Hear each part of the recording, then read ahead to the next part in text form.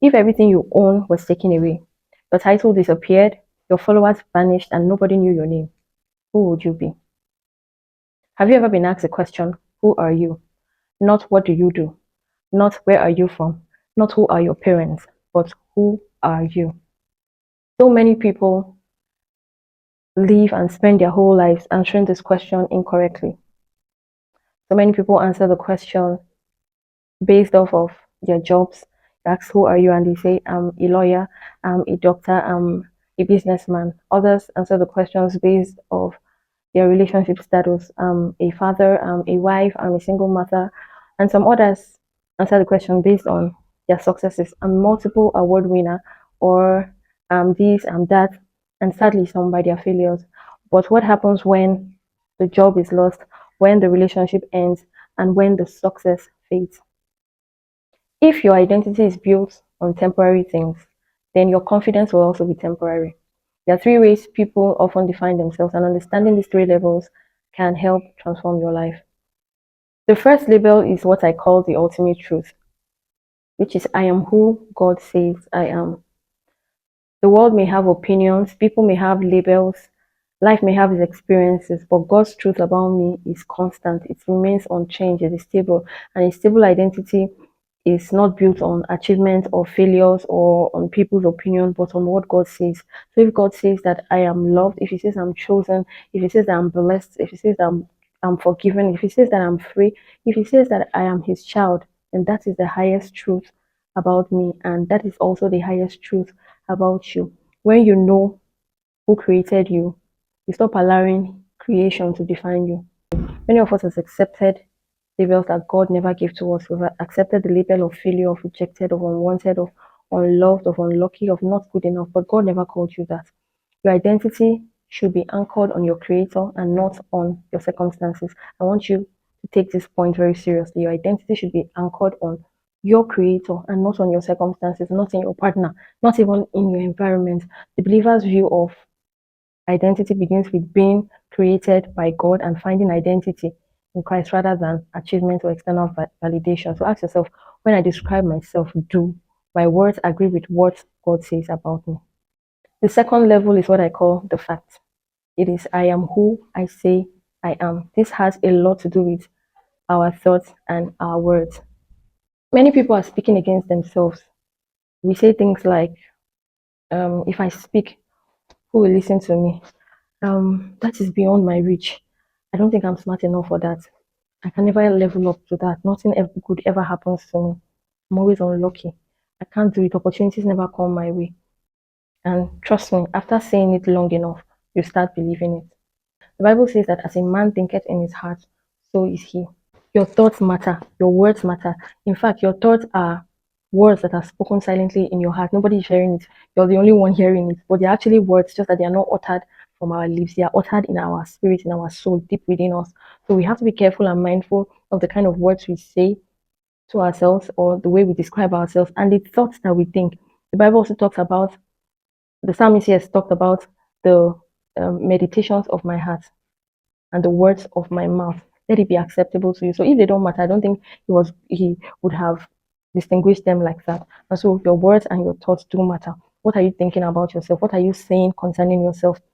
What kind of words do you describe yourself with? Even when nobody is listening, how do you rate yourself? This is what the second level is about. So sometimes people make positive confessions. I am rich, I am big, I am this, and that, but secretly they think negative thoughts. So it is counterintuitive.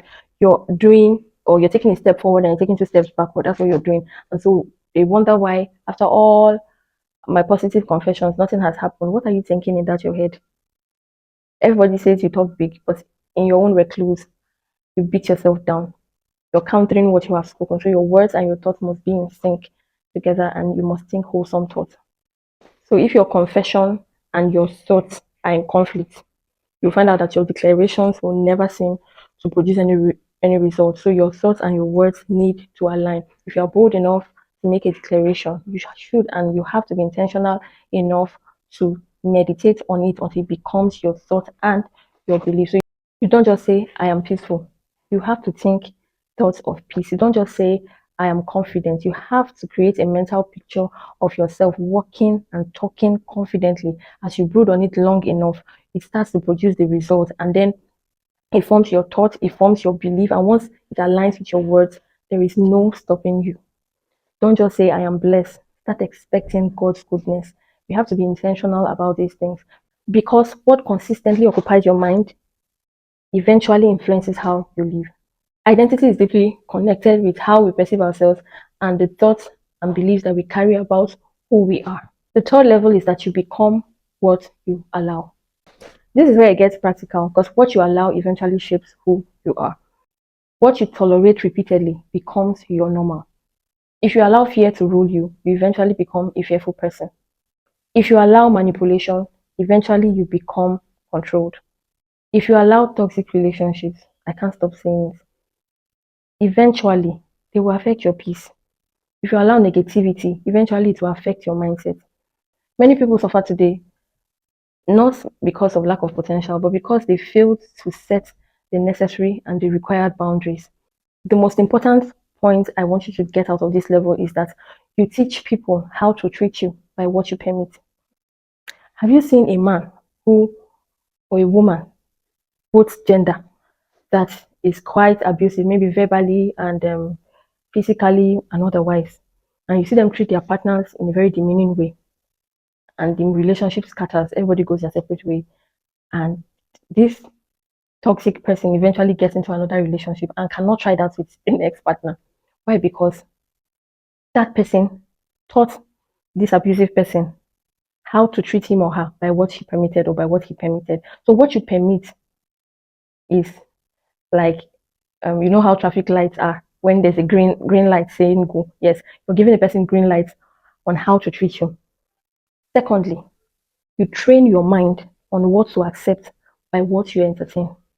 So now you've brought down your standards and they are treating you anyhow. Because they are treating you anyhow, you are training your brain to accept it because you're entertaining it. Because they slapped you and you took it like that. Ah, okay, well, what can I do? You are training your brain right now that this is okay for you to always accept it. And you find that in the long run, you will not have a voice to speak up. So you train your brain, you're training your mind on what to accept by what you entertain. The third is that you shape your future by what you repeatedly allow.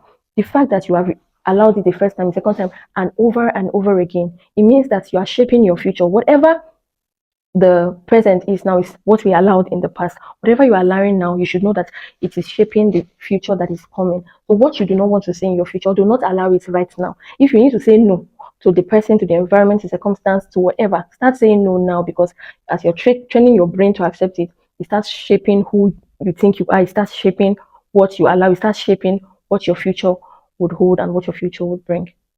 There are some things that you must deliberately stop allowing as a matter of urgency. I mean, like now, in fact, you should have stopped allowing it like yesterday.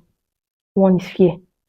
You should take deliberate steps to stop entertaining fear. Another is abuse. I've talked about it. Abuse and toxicity, constant criticism, whether from you or from an external person, negative projections from others. When you allow people speak negativity over you and you absorb it, limiting beliefs, that is another one. The list goes on. You don't have to carry everyone's emotional baggage. Let them carry their baggage. If you have people around you who are good at messing up, don't allow them dump their mess on you. You don't have to become what others expect you to be. You don't have to live based off of someone else's definition of you because you allow them to speak over you and they have defined you in a certain way. You don't have to carry it. Even if you find yourself in an environment where you cannot walk away, you have to create intentionally a bulletproof over you that when they are speaking it, it's bouncing off. Like you don't absorb those words because the moment you start absorbing it, the moment you start brooding on it, you will start believing it. The moment you believe it, it starts shaping who you are and it starts shaping your future. From now on, you have to choose peace.